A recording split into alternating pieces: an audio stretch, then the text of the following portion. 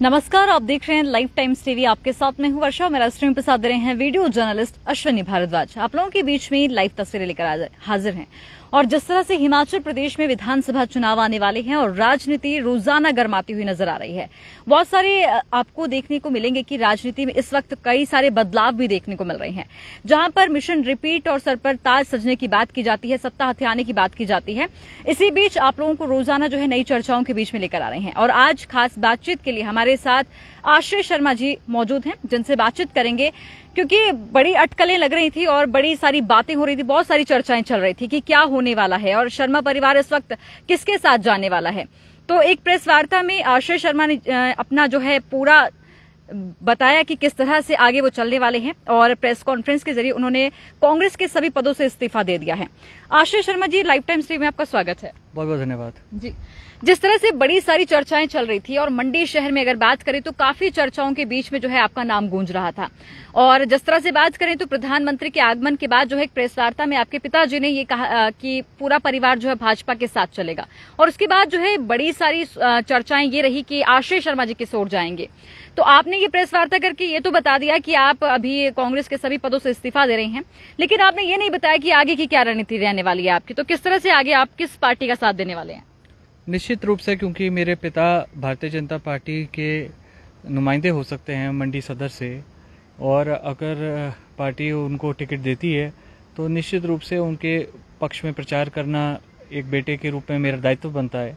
और यही मेरा एक सोच रहेगी कि कैसे उनकी मदद की जाए। और क्योंकि जैसे कि आप जानते हैं, अनिल शर्मा जी का भी एक बहुत बड़ा राजनीतिक सफ़र है, इस क्षेत्र से एक योगदान है। आज तक जो भी विकास आप देखते हैं, अधिकांश विकास जो है इस चुनाव क्षेत्र में पंडित सुखराम जी और अनिल शर्मा जी के माध्यम से ही कराया गया है। तो लोगों का प्यार मिला है, लोगों का साथ मिला है, और अनिल शर्मा जी ने हमेशा लोगों के हित का कार्य किया है।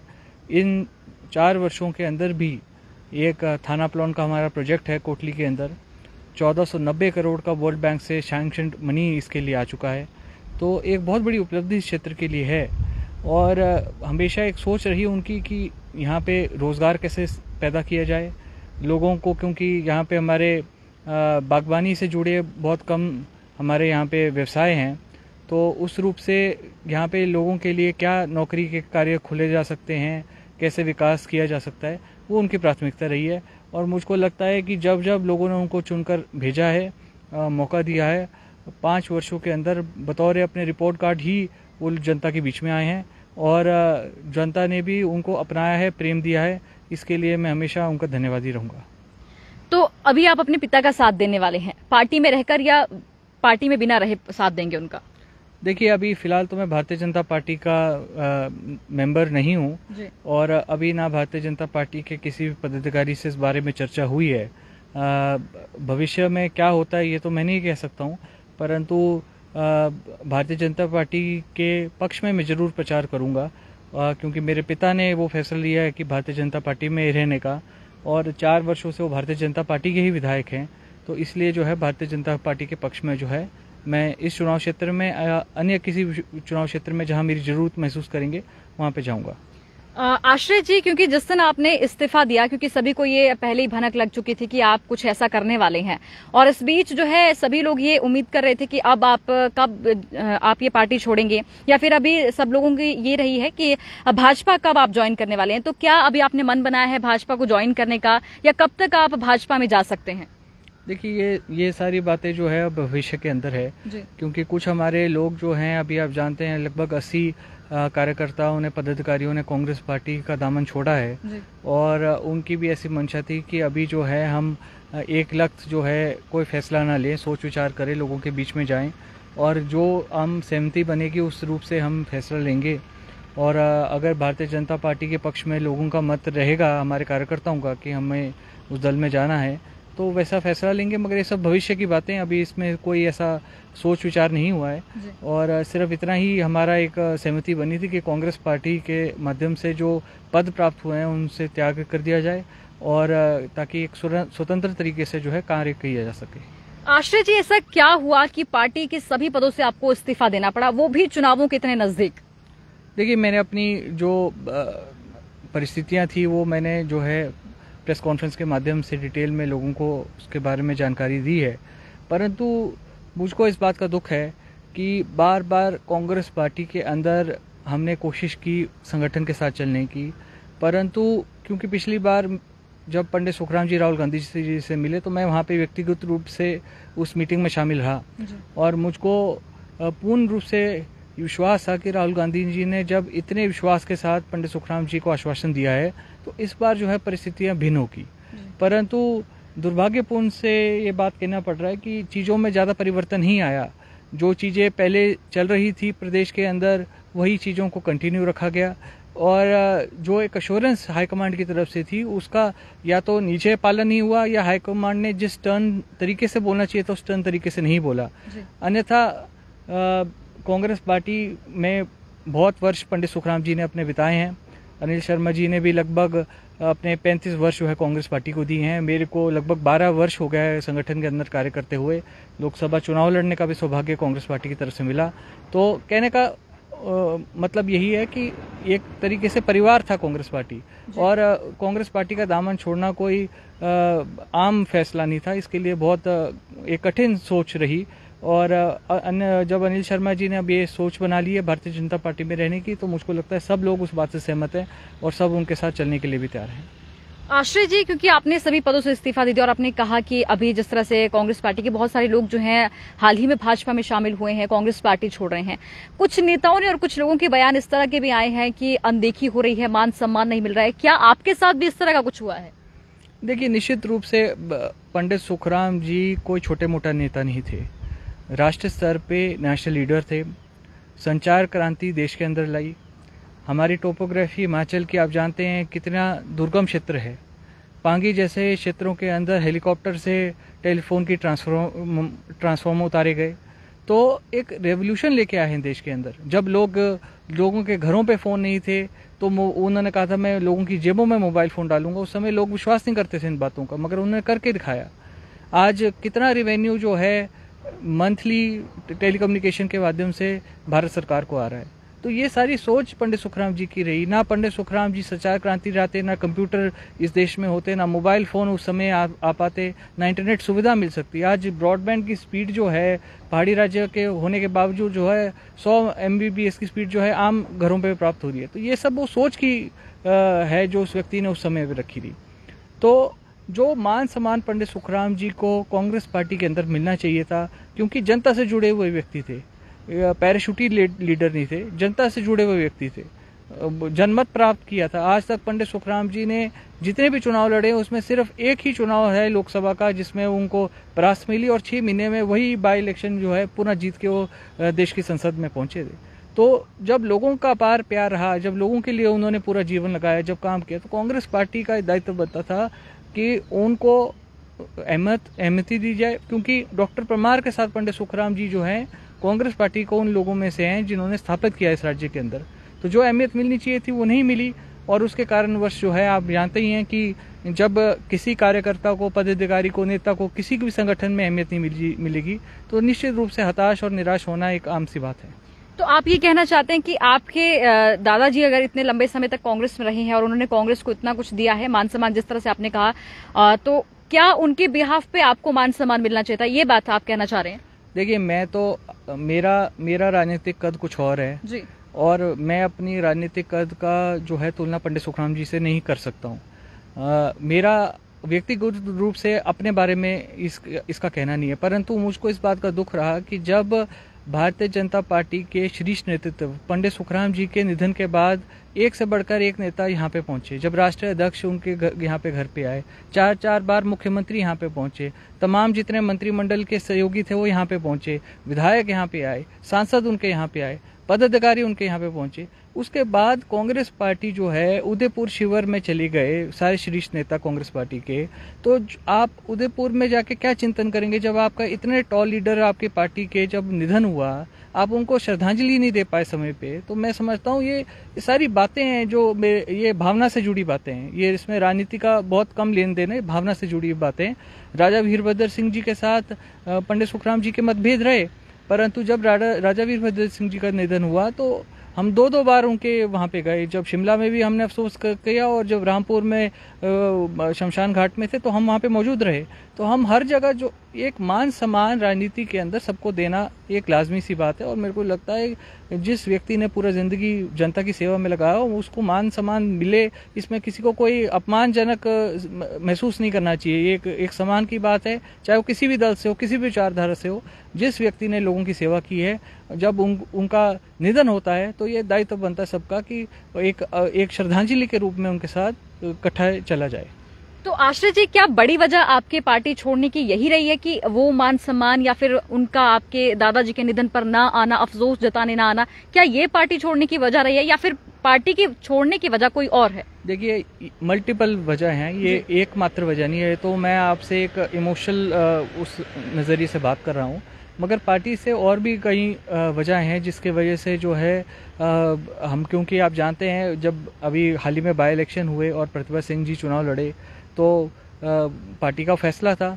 और क्योंकि उस परिस्थिति में मैंने चुनाव लड़ा जब कोई यहाँ से लड़ने को तैयार नहीं था, और उसके बाद भी जब पार्टी ने फैसला लिया उनको बाई इलेक्शन में लड़ाने का, तो हमने कंधे से कंधे मिला के उनकी समर्थन किया हर चीज़ के अंदर। अब जब मंडी जिला के अंदर मैं बात करता हूँ, मंडी जिला में आज की डेट में कांग्रेस पार्टी के एक भी विधायक नहीं है। हाशिए पे पहुंच चुकी है पार्टी इस जिला के अंदर। पार्टी को वापस खड़ा करने के लिए कुछ कड़े फैसले लेने की आवश्यकता थी, कुछ फैसले ऐसे लेने की आवश्यकता थी संगठन को लेकर जिसके माध्यम से पार्टी को वापस स्थापित किया जाए। पर अनफॉर्चुनेटली कुछ हमारी बातें जो हाईकमांड के समक्ष रखी उसको या तो ध्यान नहीं दिया या उसको हल्के में लिया। और अब आप जानते हैं जब हम चुनावी दहलीज पे पहुंच चुके हैं तो ये जो संगठन की तैयारी होनी चाहिए थी वो संगठन की तैयारी उस तरीके से नहीं है मेरे नज़र से, क्योंकि मैं भी संगठन में जुड़ा हूँ और काफ़ी समय संगठन में रखा है। मेरी नज़र से जो तैयारी होनी चाहिए थी वो नहीं हो पाई। आश्रय जी, अब अगर अभी बात करें तो कांग्रेस पार्टी के सभी बड़े नेता और कांग्रेस पार्टी यही कहती है कि जितने भी लोग जा रहे हैं उनका कोई ना कोई अपना पर्सनल जो वहां पर मतलब है, इसलिए जो है पार्टी छोड़कर जा रहे हैं। और जिस तरह से कई भाजपा में गए हैं तो उनका यही कहना है कि टिकट के चाहवान हैं। और आपने भी अगर बात करें तो कांग्रेस पार्टी से द्रंग विधानसभा क्षेत्र से टिकट की मांग की थी, तो क्या वहां पर आपको टिकट न मिलने की उम्मीद थी? ये भी कारण रहा है आपके पार्टी छोड़ने का? देखिए, अगर आपको ढंग से याद होगा, मेरी प्रेस कॉन्फ्रेंस जो है ईसीसी की मीटिंग से पहले की, बिल्कुल।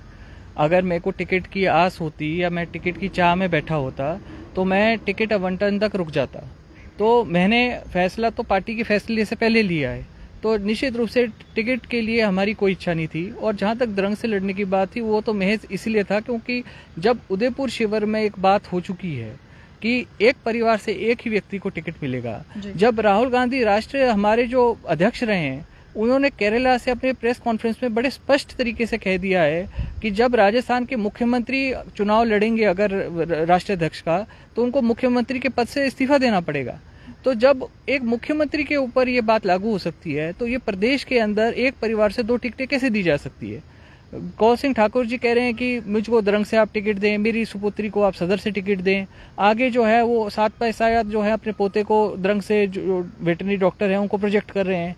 और उसके बाद जो है मतलब ये परिवारवाद जो है कांग्रेस पार्टी की जब अला कमान ने एक निर्णय ले लिया है तो ये भेदभाव क्यों है? ये कहीं ना कहीं या तो एक मापदंड रखें और सबके ऊपर वो लागू हो, या तो किसी के ऊपर मापदंड न रखें। तो ये जो क्लासिफिकेशन है ये तो हाईकमांड ने जब एक बार कर दी है तो नीचे जो हमारे प्रभारी हैं या हमारे सह प्रभारी हैं या प्रदेश अध्यक्ष हैं उनको इसका पालन करना चाहिए। और अगर परिवारवाद है सबके लिए बराबर है तो फिर सबकी इच्छाएं पूरी की जाए। तो मेरे कहने का मतलब है जब मैं संसदीय क्षेत्र से चुनाव लड़ा हूं ना मेरी विधानसभा से लड़ने की इच्छा है, पार्टी मेरे को चाहेगी, मैंने उस टाइम पे भी कहा था पार्टी चाहेगी तो हम तैयार हैं, क्योंकि हम किसी परिस्थिति से इनकार नहीं करते। 2019 में बड़ी विपरीत परिस्थिति थी, हमने तब भी मना नहीं किया, चुनाव लड़ा और सम्मानजनक मत प्राप्त किए। जितने सीनियर लीडर कर्नल शैंडल ने वोट लिए या रामलाल ठाकुर जी ने वोट लिए उनके बराबरी का मत प्राप्त किया। उसके बावजूद जब यहाँ पे कांग्रेस पार्टी के पदाधिकारी और नेताओं ने खुलकर मेरा विरोध किया, खुल के मेरे खिलाफ काम किया, तो मेरे कहने का औचित्य यह है कि पार्टी के अंदर एक बराबर मापदंड होना चाहिए। और जब अगर कि कोई पार्टी के अध्यक्ष ने या पार्टी के शीर्ष नेताओं ने कुछ डिसाइड किया तो पार्टी को उसका पालन करना चाहिए। जी। आपने अपनी प्रेस वार्ता में विक्रमादित्य सिंह और रानी प्रतिभा सिंह का नाम भी लिया था कि कुछ मतभेद उनसे भी आपके चल रहे हैं, तो क्या ऐसे मतभेद आपके हैं जो कारण बनी है पार्टी छोड़ने का? देखिए, 21वीं सदी के हम हैं, विक्रमादित्य और मैं जी। मेरे से 4 वर्ष वो छोटे हैं और सामान्य विधायक हैं। मैं उनका दिल की गहराइयों से बहुत आदर करता हूँ, क्योंकि उनकी भी मेरे को लगता है एक सामान्य सोच है प्रदेश को आगे ले जाने की।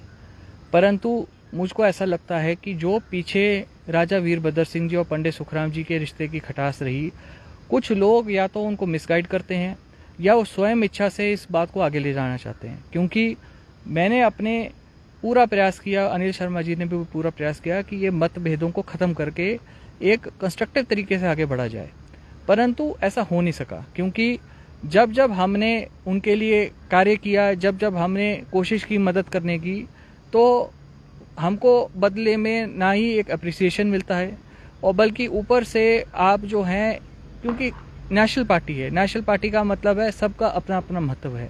और अगर हम उसको एक प्राइवेट लिमिटेड फर्म की तरह से चलाने लगेंगे, अगर हम एक ही व्यक्ति और एक ही परिवार के ऊपर जो है सब दायित्व दे देंगे और बाकियों के ऊपर अंकुश लगा देंगे, तो मैं समझता हूँ ये एक हेल्दी डेमोक्रेटिक सेटअप के लिए ये ठीक बात नहीं है। जब उनकी माता जी को बतौर अध्यक्ष पार्टी ने ये चुना, तो इसमें हमारा कोई विरोध तो नहीं था। हमने कहा ठीक है, अगर वो पार्टी को काम करना चाहते हैं, इसके लिए स्वागत है। परंतु इसका दायित्व ये नहीं है कि फिर उसके बाद जो है, जो उनके किचन कैबिनेट के लोग हैं, उनको संगठन में स्थान मिले, महत्वपूर्ण स्थान। कुछ लोगों के मैं नाम नहीं लेना चाहूँगा, परंतु वो लोगों ने संगठन में ब्लॉक लेवल पे भी काम नहीं किया है और उनको जो है पॉलिटिकल एडवाइजर बनाया जा रहा है, अन्यथा और ओहदे दिए जा रहे हैं। तो किस बुनियाद पे जो है संगठन जो है पद दे रही है? जब हमारे जिला के अंदर 300 पदाधिकारी हैं, तो मंडी जिला के अंदर आज तक मैंने 100 पदाधिकारी भी एक साथ नहीं देखे हैं। तो ये जो खुली हम छूट दे रहे हैं, पदों को बढ़ाई जा रहे हैं, जिम्मेवारी अकाउंटेबिलिटी किसी की नहीं है, तो ये संगठन से जुड़े एक मेरे कुछ ये थे। और बाकी प्रतिभा सिंह और विक्रमादित्य जी के साथ मेरे कोई ऐसे व्यक्तिगत मतभेद नहीं है और वो भी अपने क्षेत्र में बेहतरीन काम करने की कोशिश कर रहे हैं और जो हमारा दायित्व है हम भी उसको बेहतरीन करने की कोशिश कर रहे हैं। आश्रय जी, अभी जिस तरह से अगर बात करें, आपने कौल सिंह ठाकुर जी का नाम भी लिया था और कौल सिंह ठाकुर जी ने भी शिमला में एक प्रेस वार्ता में आपके, जिस दिन आपने कांग्रेस छोड़ी उसी दिन उन्होंने बयान दिया था कि एक बार फिर से आपके परिवार पर जो है आया राम गया राम वाला जो एक टैग है वो लग गया है कि आप लोगों की नीति जो है आने और जाने की रही है, तो इससे कांग्रेस को कोई बड़ा फर्क नहीं पड़ता है। देखिए, ऐसा है, मैं कौल सिंह जी बड़े शीर्ष नेता हैं और बड़े वरिष्ठ नेता हैं, मैं उनकी हर बात पे टिप्पणी करूं ये भी ठीक नहीं है। परंतु मेरे मुताबिक पिछली बार अगर कांग्रेस पार्टी जो हादसा पंडित सुखराम जी और वीरभद्र सिंह जी के बीच में हुआ, अगर वो नहीं होता तो कांग्रेस पार्टी शून्य में नहीं पहुंचती मंडी जिला के अंदर।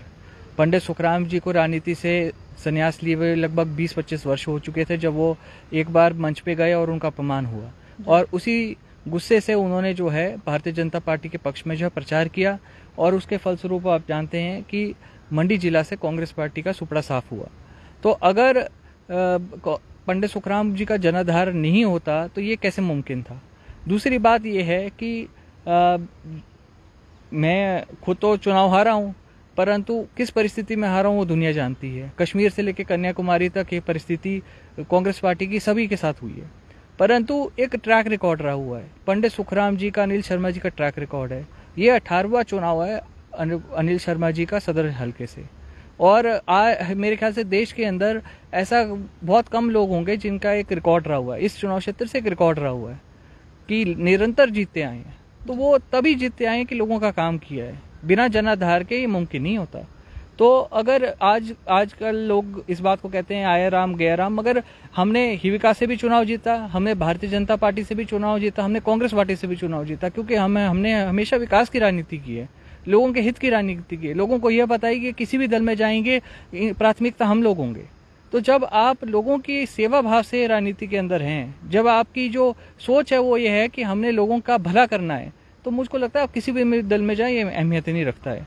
आज भी अनिल शर्मा जी ने जब ये फैसला लेना था भाजपा में रहने का, तो उन्होंने अपने लोगों से बोला और 90% लोगों ने बात बोली कि पंडित जी जहां पे आप जाएंगे वहां पे हम आपके साथ चलने के लिए तैयार हैं। तो वो एक विश्वास है उनको हमारे ऊपर। तो जब एक विश्वास से हम एक दूसरे से जुड़े हैं तो मेरे को लगता है कि ये जो टैगलाइन है आया राम गया राम और ये राम वो राम, तो मुझको लगता है ये तब लागू होता है अगर आपको जनमत नहीं प्राप्त हो रहा हो। अगर आपको जनमत प्राप्त हो रहा हो, आपकी जनशक्ति, आपके लोग आपके साथ चल रहे हो, तो इसके ऊपर कौन प्रश्न जो है। सबसे बड़ी अदालत जो है वो देश की जो है वो जनता की अदालत है। जब जनता की अदालत में आपको बार बार लोगों का समर्थन मिल रहा हो तो कौन इसका प्रश्न उठा सकता है इस बात पे। आश्रय जी, यूथ कांग्रेस ने भी आपको बहुत घेरा है, क्योंकि यूथ कांग्रेस का भी ये कहना है कि जिस तरह से आपने बयान दिए हैं वो उचित बयान नहीं है और अब पार्टी छोड़ने के बाद जो है पार्टी के खिलाफ बातचीत कर रहे हैं। देखिए ऐसा है, यूथ कांग्रेस के प्लांटेड लोग हैं और मैं उस बारे में ज़्यादा बोलना नहीं चाहूँगा। मैं भी जानता हूँ उनका किसका क्या है, कितना जनाधार है और जो बोल रहे हैं वो किस एवज में बोल रहे हैं, तो इसलिए मैं ज़्यादा जानना चाहूँगा। ठीक है, जो मेरी विचारधारा थी, कांग्रेस पार्टी के पदों पर रहा हूँ, कांग्रेस पार्टी की टिकट पे लोकसभा लड़ा है, मेरी अपनी सोच है। आप बात उस पर एग्री कर सकते हैं या डिसएग्री कर सकते हैं, ये आपका अपना मत है, परंतु ये मेरा अधिकार है। लोकतंत्र के अंदर मैं अपनी राय रखने का मेरे को अधिकार है। संविधान के प्रति मेरे को ये अधिकार दिया हुआ है कि मैं अपनी बात रख सकूं। संगठन के अंदर अगर महत्वपूर्ण पदों पे रहा हूं तो इसलिए रहा हूं कि संगठन ने उस लायक समझा मुझको, अन्यथा सबको इतने महत्वपूर्ण पदों पे नहीं बिठाया जाता। तो मैं कांग्रेस पार्टी का भी आभारी हूं कि उन्होंने मेरे ऊपर विश्वास रखा और मेरे को जिम्मेवारी दी और मैंने भी कोशिश की कि मैं अपनी जिम्मेवारी को पूरी निष्ठा से निभा सकूं। परंतु अब जो कुछ लोग हैं वो पॉलिटिकल एजेंडा के तहत कुछ बयानबाजी करेंगे तो मैं नहीं समझता हूँ उचित है मेरा उसमें बयान देना। जी, आप अपने दादाजी के अगर बात करें तो उनके जो डायरेक्शन थे उस पर ज्यादा चलते हैं और हर बार जो है उनका रेफरेंस भी देते हैं। एक वीडियो जो है वायरल भी हुआ था उनके निधन उपरांत और कुछ दिन पहले आपके प्रोफाइल से भी वो वायरल हुआ था जिसमें वो कांग्रेस की जीत की बात कर रहे हैं। तो वो किस तरह का वीडियो जो है अब जो है सामने आ रहा है? देखिए, वो वीडियो मैंने ही बनाया था और वो है जब एमसी के चुनाव यहाँ पे हो रहे थे और उनकी अपील जो थी उस दौरान एमसी के चुनाव के लिए थी। और इसमें कोई दो राय नहीं है कि कांग्रेस पार्टी हमेशा पंडित सुखराम जी का एक सॉफ्ट कॉर्नर रहा हुआ है, एक दल है जिससे उनकी शुरुआत हुई है और यही कारण है कि सत्ता छोड़कर हम कांग्रेस पार्टी में आए। जब देश में सारे कांग्रेस पार्टी छोड़कर भारतीय जनता पार्टी में जा रहे हैं तब हम एकमात्र लोग हैं जिन्होंने सत्ता छोड़ी और फिर हम कांग्रेस पार्टी में आए। तो इससे आपको खुद स्वयं पता लगता है कि कांग्रेस पार्टी के प्रति उनका क्या प्रेम रहा। परंतु मुझको ऐसा लगता है, मैं हाईकमांड को भी दोष नहीं देता हूं, मेरे को लगता है हाईकमांड का भी बहुत प्रेम पंडित सुखराम जी के लिए है। परंतु मुझको लगता है कुछ बीच में कुछ नेतागण या कुछ एक कांग्रेस पार्टी के अंदर एक ग्रुपिज्म जो एक बना हुआ है, मुझको लगता है वो कांग्रेस पार्टी को नुकसान कर रहा है, क्योंकि वो पार्टी हित के बाहर व्यक्तिगत हित को ज्यादा अहमियत दे रहे हैं। तो मुझको लगता है जब तक संगठन को अगर परिवर्तन करना है, कांग्रेस पार्टी को फिर से पुनः अपने आप को स्थापित करना है, तो ये ग्रुपिज्म जो है प्रदेश के अंदर खत्म करने की आवश्यकता है। जी, आश्रय जी, अगर कांग्रेस अभी भी आपको मनाने का प्रयास करते हैं क्योंकि चुनाव आ रहे हैं या फिर आपसे अपील करते हैं वापस पार्टी में आने की, तो क्या आप पार्टी में जाने की सोचेंगे? देखिए ऐसा है, कांग्रेस पार्टी ने मेरे को बहुत मान सम्मान दिया है जिसके लिए मैं हमेशा उनका ऋणी रहूंगा। उन्होंने पंडित सुखराम जी को बहुत मान सम्मान दिया है, इसके लिए भी मैं उनका ऋणी रहूंगा। परंतु मेरा कोई व्यक्तिगत मतभेद नहीं है। देखिए, मैं ना कांग्रेस पार्टी अल्लाह कमान में कोई प्रतिभा सिंह जी का तरह भी नहीं हूँ कि इतना कुछ कांग्रेस पार्टी से मिला फिर भी उनको कोसूं। तो हम तो हमेशा कांग्रेस पार्टी के धन्यवादी हैं। परंतु एक सिस्टम है, एक सिस्टम में जब तक परिवर्तन ही हो पाएगा, जब तक एक best man for the job की एक जो सोच है वो आगे नहीं आ पाएगी, तब तक मैं समझता हूँ बहुत ज्यादा मुश्किल परिस्थिति में कांग्रेस पार्टी है। जब जो लोग जनता से चुनकर आ रहे हैं, अगर उनको तवज्जो नहीं जाएगी, मतलब पार्टी के अंदर जो है उन लोगों को तवज्जो नहीं दी जाएगी, तब तक मैं समझता हूँ बड़ा मुश्किल है। और कांग्रेस पार्टी का मैं धन्यवादी हूँ, हमेशा रहूंगा। और एक सोच है कि लोगों के लिए कार्य करना है, उस सोच के लिए हम निरंतर आगे बढ़ते रहेंगे। जी, आश्रय जी, ये तो आपने चलो कांग्रेस पार्टी के लिए कह दिया कि अभी तक कोई ऐसा मन भी नहीं है और भाजपा के लिए भी अभी आपने बता दिया कि अभी कोई विचार नहीं हुआ है इस पर, लेकिन पिता आपके अभी भी भाजपा में है और विधायक भी हैं। तो क्या पिता यदि बोलते हैं या फिर आगे संगठन से भाजपा से ऐसी कोई बात आती है तो क्या आप भाजपा ज्वाइन करेंगे? देखिए ऐसा है, निर्णय लेने से पहले अनिल शर्मा जी ने कांग्रेस अल्लाकमान से भी मिले और वो भारतीय जनता पार्टी अल्लाकमान से भी मिले। उन्होंने अपनी बातें दोनों दल के अंदर रखी और कांग्रेस पार्टी का जो एक फीडबैक उनके प्रति उनको ऐसा महसूस हुआ कि कांग्रेस पार्टी की तरफ से उनको करेक्ट फीडबैक नहीं आया जिस तरीके से आना चाहिए था। भारतीय जनता पार्टी ने, ठीक है, मेरे कारण जो है मतभेद इनके बीच में हुए, अनिल शर्मा जी और भारतीय जनता पार्टी के बीच में, और उन्होंने वो मतभेद को दूर करके आगे चलने, इकट्ठे चलने का एक बात की है। तो मुझको लगता है ये निर्णय अनिल शर्मा जी का था कि हम भारतीय जनता पार्टी में रहें। और क्योंकि पिछली बार जब हम कांग्रेस में आए तो पंडित सुखराम जी, क्योंकि हमारे परिवार के मुखिया थे, उन्होंने ये निर्णय लिया था। इस बार जो है अनिल शर्मा जी ने निर्णय लिया है कि हम भारतीय जनता पार्टी में रहेंगे, क्योंकि बार बार उनकी सोच से है कि बार बार संगठन के अंदर बदलाव करके भी लोगों के अंदर गलत मैसेज आता है। तो मैं 4 वर्ष से भारतीय जनता पार्टी का हिस्सा था, मैं भारतीय जनता पार्टी में ही रहना ठीक समझता हूँ। और क्योंकि मैं भी इस बात को समझता हूँ कि हमारे प्रदेश के अंदर लोग इस बात को पसंद नहीं करते थे कि पिता एक दल से, बेटा एक दल से, इसलिए ये सामूहिक का हमने सोच रखा कि हम एक ही दल में रहेंगे। और जब उन्होंने ये निर्णय ले लिया भारतीय जनता पार्टी में जाने का, तो हम इस बात का स्वागत भी करते हैं और उनके साथ चलेंगे भी। जी, तो अभी मतलब पार्टी ज्वाइन करने का अभी कोई आपने रखा नहीं कि किस समय आप पार्टी ज्वाइन कर सकते हैं? नहीं, अभी इसमें कोई विचार नहीं हुआ है। जब तक किसी पार्टी में नहीं रहेंगे तब तक पिता का साथ देंगे? निश्चित रूप से, वो तो एक बेटे का मेरा दायित्व है और उसको मैं निभाऊंगा भी। पिछले 12-15 साल से उनके लिए कार्य कर रहा हूँ, भविष्य में भी उनके लिए काम करेंगे। जी, आश्रय जी, बातचीत के लिए बहुत बहुत धन्यवाद। बहुत बहुत धन्यवाद।